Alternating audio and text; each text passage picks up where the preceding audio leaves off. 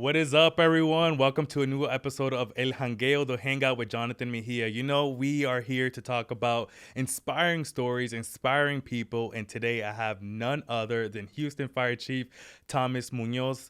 Chief, thank you for coming on. I've been dying to get you on. As soon as I pitched this story, I said, okay, I need to have people like yourself on this show. So welcome to the hangout. Thank you. Gracias. So let's talk about, you, yourself, your career. I mean, over almost 30 years as a public servant. 30. Talk to us about first, just who you were as a kid. What was your childhood like? Great question. I grew up in the Rio Grande Valley. I say far Texas, which is easier to say near McAllen, right next to McAllen in Edinburgh. Grew up in government housing out there, single mother, and then different families type thing. And it was really a great experience for me, though, growing up like that. First of all, you didn't know you were poor because everybody else was poor, right? But, Jonathan, that obviously, looking at those struggles now allows me to see the struggles that people see, and I could live it. And I think that's where the empathy comes in. And how did that shape you? Because there's two things right there, right? Like you grew up in a border town, so even there, it's really interesting the dynamics that lives in a border town, and I can relate because I lived in El Paso for 2 years. So how did living in a border town shape you? But also, like you said, you lived in government housing and you live with a single mother. How did that shape you to become the person you are today? Well, in the border town, obviously, you're able to see different cultures, first of all. And your roots are there. You're able to see two sides of the city. You're able to experience a lot. And growing up that way shaped me to kind of, when you have those tough moments, that you kind of realize you've been through worse. You remind yourself, being without electricity for 3 months, having to live off a nice chest, out of a nice chest, those type of things, man, that, it also shaped me to appreciate the smaller things, right? Getting electricity, those are small things. Getting running water, gas, those are the things. A good meal. I think I was telling you the bologna was my best friend on a good day. But it was great, man. It's, I do believe that sometimes the struggles we go through make us who we are. And when you were living through those moments, as a kid, what did you dream of? So I remember I first wanted to be a pharmacist, right? But I had two problems. I hated chemistry and I hated math. Right? So then it was, the one thing I did know that I always, for some reason, was like, I got to move on to something as a kid. Like, I don't know what it was, but I remember thinking, like, I think I had some inspirations. In my neighborhood, I had one guy who, same projects, and he goes on and he becomes a DEA agent, right? His brother's ATF agent. Ironically, they became really good because they knew how to talk barrio and they were doing undercover, so it was really good.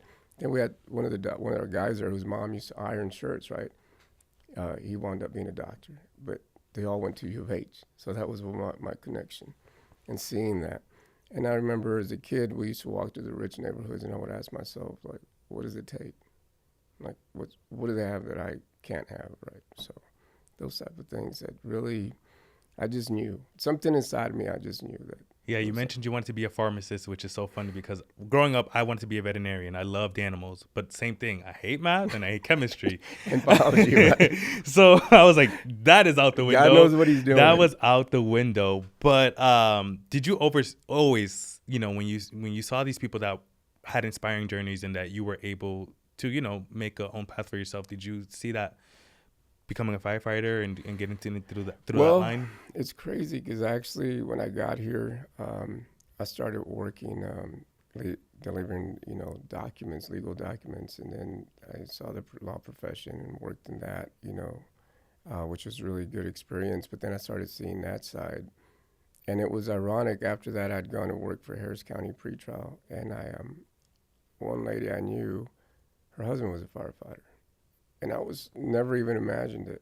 And I once saw a garage, one of the high-rise garage apartment or fires, and she goes, "Yeah, that's what my husband does, right?" And I don't know what it was.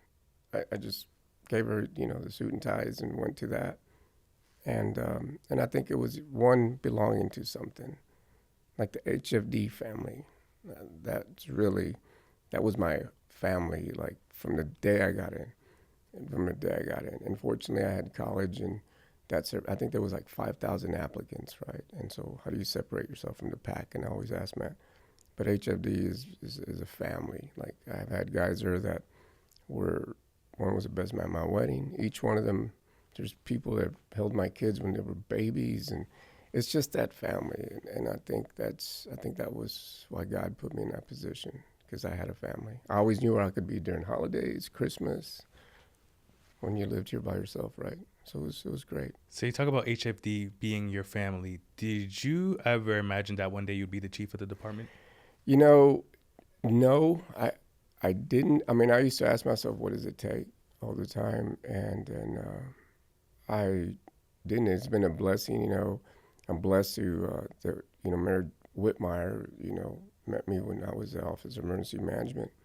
And it was great. You know, I at first I started hearing talks, but, I think at that point I was, the emergency manager here for the city and deputy director of Homeland. So it was great. And then this occurred. I'd always missed the fire department when I left, and I was gone, but I always still missed it. Like I did. It was crazy. I missed it. And sometimes I wonder, but I missed it, and then it's good to be back home. And we'll get more to, your work as the chief of the department, but why was it important for you to continue your education, not only getting your bachelor's degree, but your master's degree, and even, pursuing a doctorate? Yeah, for me, it was always, and I'll tell you, say it now. As a kid, I was supposed to be a statistic. There was a time when they said I wouldn't, read past sixth grade, right? Because I was a quiet kid. And that was one. The other one was, people used to say it can't be done, or, you hear that negativity. And I think that negativity, I had people around me that say, just, block it out. And it was important to me because, as I said before, I want to separate myself from the pack. When I see that resume, I want people to have no doubt that, this is the person. So, yeah, I went to University of Houston, graduated there, and went in. I got in the Coast Guard. I was both in the fire department and the Coast Guard. And Coast Guard, as an officer, you had to separate yourself from the pack. So then I decided to go to a master's. And the funny story is, I had my executive officer, I put in for something. He goes, well, I'm going to have to see your transcripts, right? And I was fortunate I got a track scholarship. I'm going to leave it at that. And he sees it. Now, mind you, this guy went to MIT. Not once, but twice. He says, man, is that a D? I said, yes, sir. He says, man, I've heard about it, never seen one. It's like the unicorn. So then I said, look, man, I better go get, and I was lucky to get into a master's program in Homeland and Emergency Management. I got one, and I'm working on my third. I was working on my doctorate, as I was telling you earlier. Yep. I just didn't feel it. And I wanted to really get into crisis communication and communication, which is what I'm doing now. It's hard because I do it after work, and, sometimes you're just exhausted, but you have to. And the good thing about this job is you teach yourself how to sleep in 3 or 4 hours of sleep, and that's what you do, right? So that's enough for me right now. But yeah, it's just, and also at a city like this, I think it's very important. And through my career, that piece, how do you communicate to all the people you're responsible for? So you talk about crisis communication. You were in Puerto Rico for Hurricane Maria. What were the challenges of helping out in that situation, but what did you learn? So I learned that the comforts can quickly be wiped out.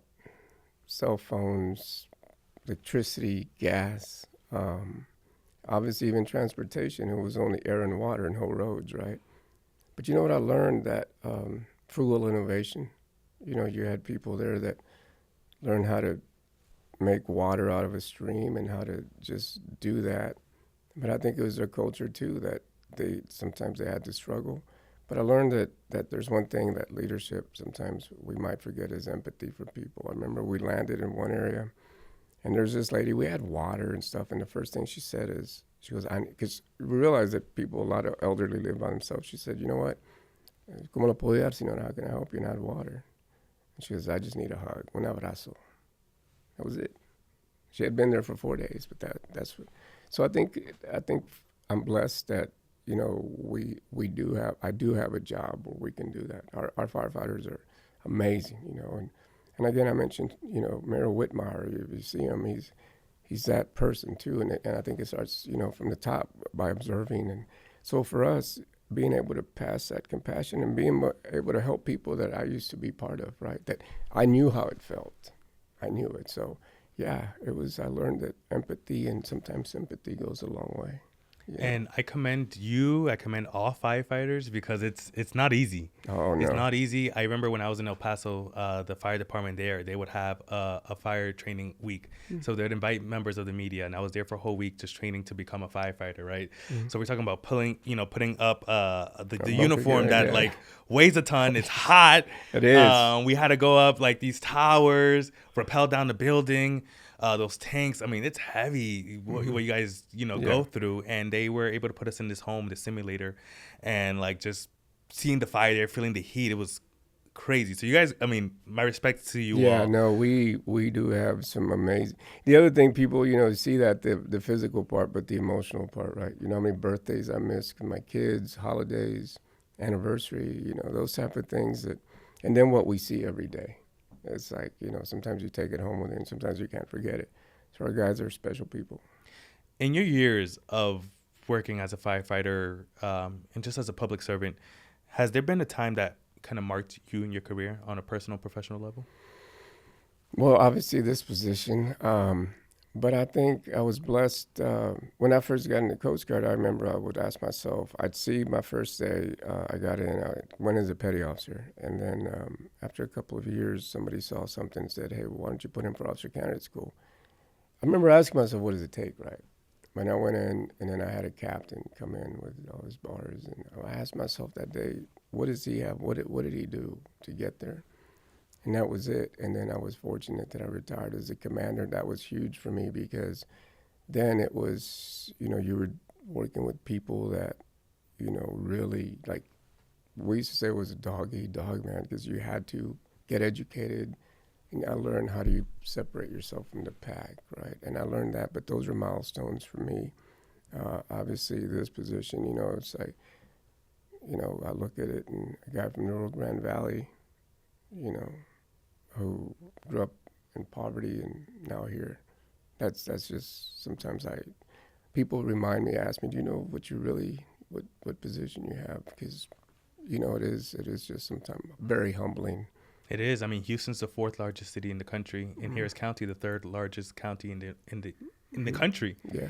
And here, a kid from El Barrio to now Houston. And it's the 3rd largest department in the country, so but like I said, when you love the job, love the people, it's just blessed. Kudos to you, man. Yeah, gracias a Dios.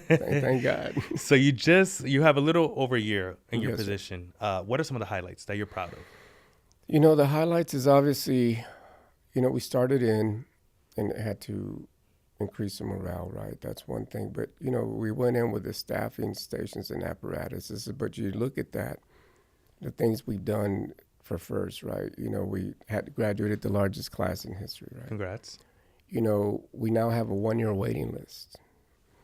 For the first time, to give you an example, in the last 5 years, we're averaging 140, maybe 120 per year graduates. Within the first class that I graduated, or I say we, to the next class, we're going to hit about 420. So we tripled the numbers.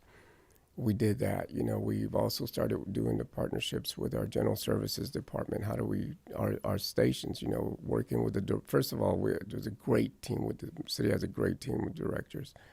How do we fix the stations, and of course, public safety and services is one of the big things that Mayor pushes for. So you see that coming. So we've done that. And a lot of firsts, too, as far as having the one accountability system that our captains, and chiefs, studied, and now we're the first in the country to use it. We have, our first drone program that we have. We have so many things that we've done and bought back the Valor Awards, which is a huge thing for us, bringing the ceremonies of recognizing people when they graduate. And really in the family, each time they promote, the families have a lot to do with it too, right? One thing that we were really, it might not mean a lot to people, but when they have the retirements, we make it a big deal. And I didn't realize just creating a certificate for the spouse meant a lot to them, right? So little things that you see that make little an things impact. like that, that we've seen, Obviously, the stations is big that we're working on. We got 6 stations right now that are being constructed, and obviously we're looking now at the growth plan that we have. We bought in, just heavy apparatuses, almost 40, ambulances, ladder trucks, pumpers, and then we have an additional 20 to 25 small vehicles like the Suburbans and those for the arson division. As I said, civil service numbers, people taking the exam. We used to average maybe 60 or so. Now we're averaging 220 on an average. So people are coming back, and I think seeing firefighters wearing their T-shirts again out in public, hey, what station to build? Tradition. So there's a lot of firsts that we've done. Our Ethan program that we've done, the best medics I say in the world. I mean, they're amazing. So we've done a lot of firsts it's restructured how we educate. An executive program we've never had before. How do we get that senior officer to go the next step? We started working with University of Houston and HCC on, how do we use when we study as a degree method, and so they're working with us on that. It's just a lot. We have the military training with us, Coast Guard, Army, Air Force. So it's a lot that we're seeing. God, and there's so much that we've done that we are really, really proud of. And you talk about increasing the morale. A big way to do that is, increasing wages and salaries. And that was one of the things that the department did earlier this year. Yeah, we did that. And even how we call those that are fully certified, when they come and train with us, we pay a different than the person who just comes out with no certification. The other thing too is I think we can't remember the last time when the guys looked, is we're actually coming in with a positive now. So we would graduate 140, but 200 people would retire, right? Mm-hmm. So now for the first time this year, we actually beat that number. And from this point on, it's we're 100 plus right now that to help, attrition and everything else. So we're above the attrition rate. So those are things that, God, man, I could go on some of the things. And what are some of the challenges that you face in your first year as chief?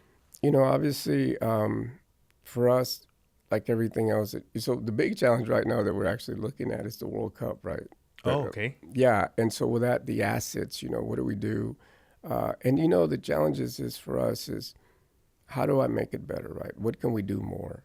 We look at the funding, and those are very good opportunities, but the challenges is how to make that go further, right? How do we support, ourselves as well with looking at scenarios, looking at opportunities. So there's always going to be challenges, right? Because one may think, what would a firefighter be involved with a huge, worldwide sporting event? But I mean, Houston is lucky to host 7 of those.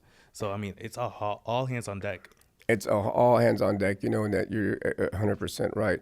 Now think about this, right? This is what we look at. We're looking at the sporting event. We look at potential incidents, right? Which could be like what? Yeah, like we've seen in the past, either some riots or whatever. And you look at, we studied the previous soccer games matches. So that's one thing, people from all over the world. But I told the team, we're also in the middle of hurricane season. And then the last game is going to be on July 4th. Yep. And so you're looking at a couple of things, right? 3 things right there, right? The heat, all these things that we look at. Safety, those type of things that we have to look at all the different, who's going to be the contenders here.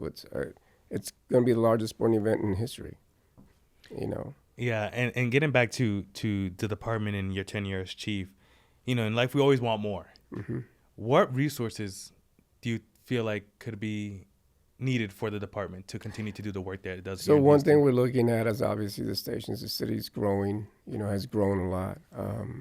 We've been fortunate that when we got here, we looked at, the capabilities of, should we add more inspectors, arson, communication captains. I was surprised that some hadn't been added since 2004, but the city's grown more. So we did that. We created a new safety division of, committed people that have to get certified to be safety officers. But as far as what we need more is obviously, and we're working on that. We have some great community partnerships, of how do we build another station, and we have that format. So those are the things, the challenges, obviously get more apparatuses, we got to get that. A lot of people forget that COVID put a delay on some things, so now we're catching up with that, getting them in faster. So those are things the challenges that we face every day, you know. Chief, what advice would you give to those younger kids, boys and girls, who may one day want to become a firefighter or even chief? What advice would you tell them? Oh man, you know, first love, it's a calling. A second is, you know, we're fortunate we live in a country where everything could be attained. You know, just don't be afraid to dream big. I always ask myself, why not me, right? And what do I have to do to be there? And that's the one thing obviously education is going to be, learn how to separate yourself from the pack. You know, when you get to this position, you know, definitely be blessed. And I always say for me, the opportunity is to take care of members in the city. But those are the things don't be afraid to dream big, you know. And I think those are the opportunities that we have to look at each and every day. But one of the key things is, you know, definitely know who we are. And those are the things we're encouraging, you know, the young adults and children to see what we are. And you're given an opportunity to give back every day. I always say when people start praying during an emergency, we're the ones that God sends, right? So those are the things that, you know, and it sounds cliche, but don't be afraid to dream big. You just can't, because you limit yourself. You know, my nana used to say you have 24 hours a day to become somebody. Great. You decide how you want to spend them. Yeah, that's awesome. Really, really awesome. You guys deal with a lot. Mm-hmm. How do you unwind? Man, I tell you, that's a good question, because you know, some of the people around me tell me, do you ever sleep? Do you ever unwind? But you know, when you love it, man, so here's the truth statement. I watch The Big Bang Theory. Okay. So I like to see older movies. Yep. You know, of course, just going out to a young dinner. And lately in the mornings, I listen to my podcasts, you know, leadership podcast, Marcus Aurelius, those type of people that I listen to and really just, and honestly, it sounds crazy, but every morning I wake up and I'm actually excited to come to work. There's some hard days, but I'm excited to come to work. And I think unwinding is, for me, just really just quiet time to myself. Sometimes just reading a good book, but how do you become better? And of course, you know, going to a good restaurant. Those, and we're blessed. We have plenty of them. What are some of your favorite restaurant spots here in Houston? Man, I'll tell you, for those good moments, well, obviously Federal Grill, to me, whiskey cake. But then those Pontente up on, you know, across from the stadium. I don't know if I'm supposed to say those names, but look, man, it's like, you know, and then when special occasions, right? But then the other blessings, man, we could go to any taqueria out here, you know, that we go and have a good, you never like that. So, but those are some of the restaurants that I really enjoy. Like what type of music does the chief listen to? Man, I'm going to tell you, this morning I was listening to Stone Temple Pilots, right? Okay. And then some other, you know, I vary a lot, old school, you know, classic rock. And then you have those moments that you just listen to the classics, like the Frank Sinatra. My boys always make fun of me. It's like, I've never seen someone listen to Italian music and be cooking Mexican food at the same time, right? So you cook? Oh God, I love to cook. Oh, okay. We didn't know that. What do you like to cook? Man, it varies. You know, the kids there's a thing in the valley. It's called bolillos. It's like a bread with the ground beef, and it's this thing. They sell it out in the streets out there. But for me, really, it's just the Italian food, believe it or not. And then my kids, when they come home, can you make rice and beans and caldo, you know, soup de res. Dang, okay, I like to do okay. that. And yeah, man. And it's what I always tell people, if I had not been this, I probably would have loved being a chef. Really? Oh, God, yeah. Wow. Yeah. Danny Trace out at Pontente, man. I met him in New Orleans, and it's just, you think about this, you know, you have the opportunity to make people smile every day if you cook a good meal. You might get them upset if it's a bad one. But we're definitely going to have to do a taste test on the show one day. We do. I'm going to hold you to it. Yeah, we'll do that. As we wind down, Chief, if you had the opportunity to talk to your younger self, the little boy from the valley, looking back at what you've done and what you've become, what would you tell him?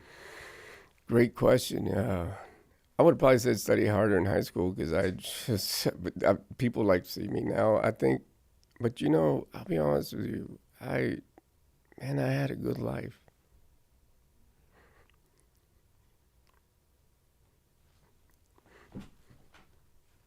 No regrets.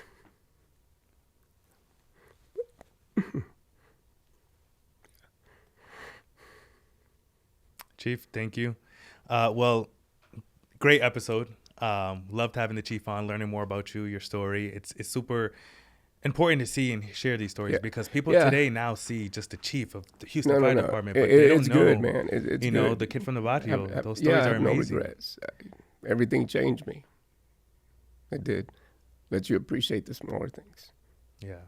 Well, Chief, thank you so much for coming on to Oh, hang yeah. out. You can definitely catch this full episode wherever you listen to your podcast platforms. Also, Fox Local will be streaming there.